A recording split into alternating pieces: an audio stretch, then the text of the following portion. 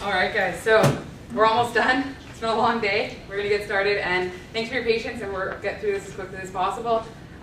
We're the Capilano University degree team. My name's Sam. I'm Kyle LeGrow. And I'm Wong. So between we have a fourth member. Sorry. Caitlin is here as well. And so between the four of us, we collectively have 30 countries we visited. We have 6 tourism sectors covered through work experience, and we have roughly 20 years of experience between all four of us of working in the industry, again, between the four of us. So I'm going to talk to you a bit about our market research and who we found as corporate travelers and who's coming to Vancouver. So we're all corporate travelers here, right?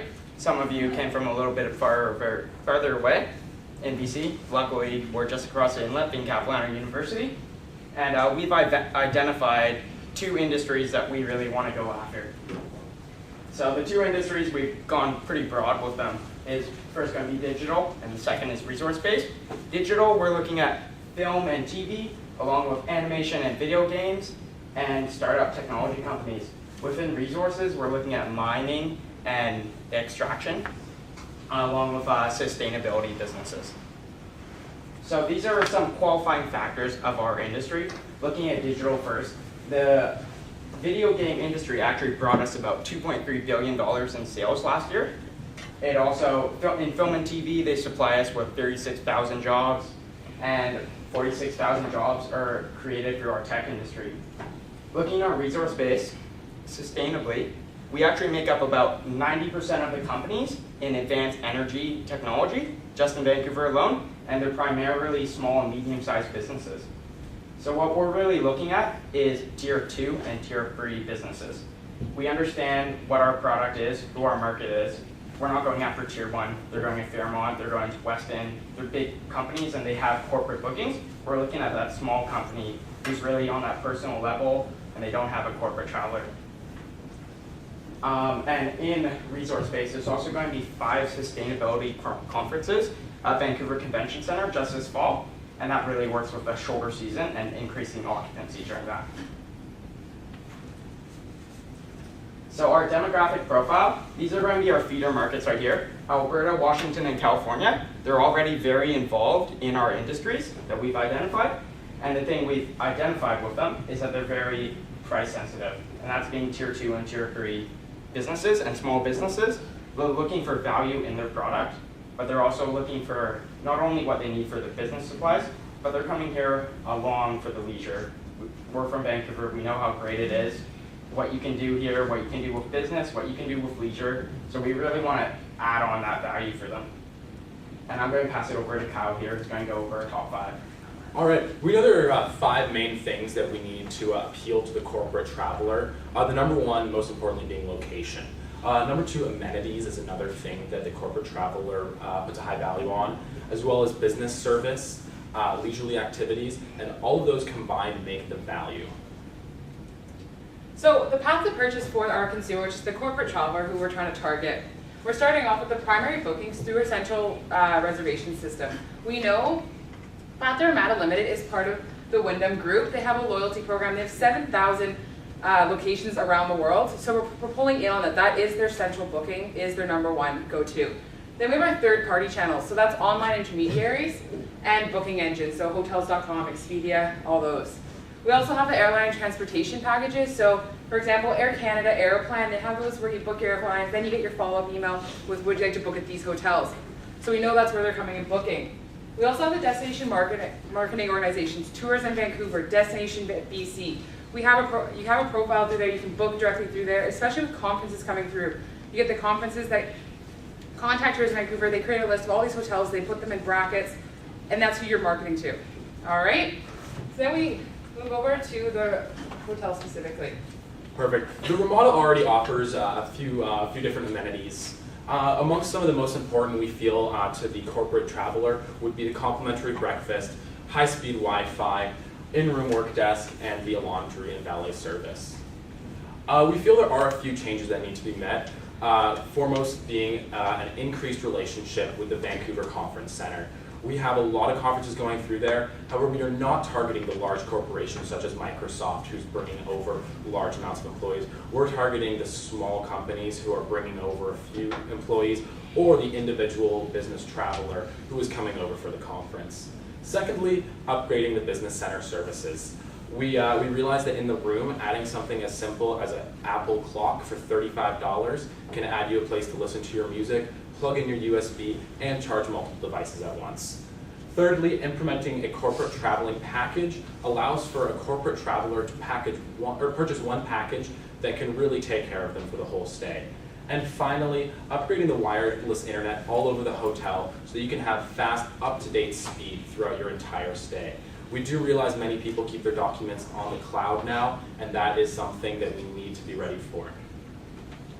The goals is to increase the corporate travel to 22% of the mix.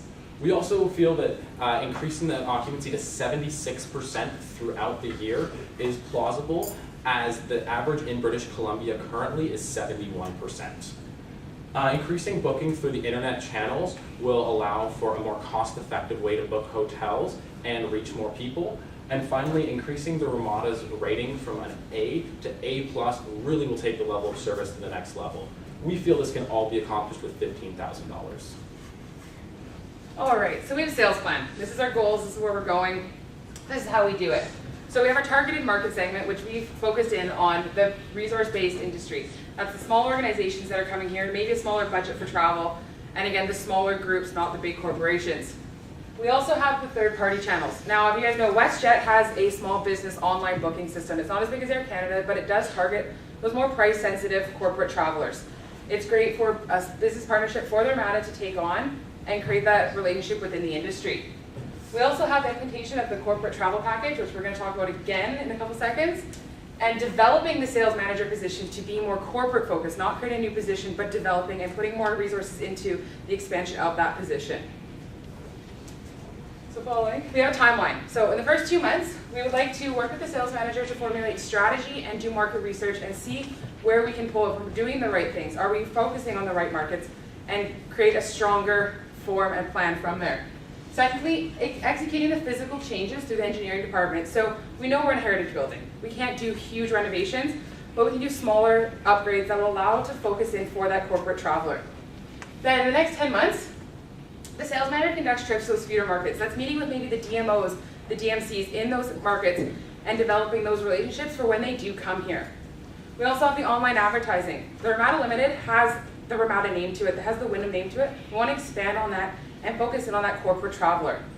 We also have the monthly reporting and review, which just gives us a tangible way of tracking where we are, where we're going, and where we have been. So that's kind of our goals and our timeline. All right, so we have a package we feel is perfect for the corporate traveler. Firstly, we will improve the internet. This will make it so they can work more easily from the Ramada Hotel, from their hotel room, or from the business center. Secondly, updating the business center to be a 24/7 active business center. By adding small things such as a plasma TV with a wireless HDMI hookup, people can easily share the ideas they're working on in their group amongst each other, or simply adding a conference phone in the middle of the table can make it so they connect with their colleagues on the other side of the planet. All of these things can easily be achieved for under $2,000. Complimentary printing for under 100 pages can be up to a $60 value at an outside source. However, we can offer this easily for under $5. Also, a daily gym class at Club 16 we feel is the perfect gym, as it is located directly next to the conference center, and that's our target market. And we can get this whole package for the corporate traveler for $145, and Eric will tell you how. Yeah, so first we spoke a little bit about a $15,000 budget. This is what it's going to be allotted to. We have to upgrade a few things. We have to upgrade Wi-Fi, workstations in the room, our business center, and I actually personally have experience at a direct competitor hotel in downtown, and we're roughly estimating the cost for one night at $35. And then this is what our corporate package looks like. So that $204, that's if you were going to stay at a competitor hotel and try and price this package out to yourself. $47, that's what it's going to cost us right there to function it. That's going on to $35, and then the printing and the gym, and finally how we're going to get to our $145 price. And then this is our return on investment and what we're expecting our profit to be, around $429,000. That's a very rough estimate as we go. And then I'm going to pass it on to Sam, who's going to conclude our presentation. All right, guys. So we've covered our goals, we've covered the problem, and we covered what we think we can do to fix this. We know we have a budget, it's going to take time, but we know that we can do it. It's an awesome market, and it's just a matter of reaching those goals, setting them forward, and following up with them.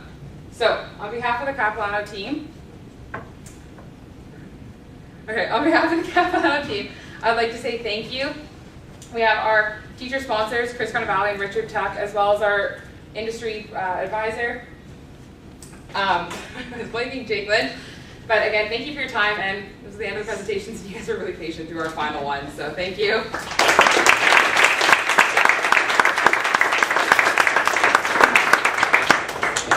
Thank you very much, Capilano University.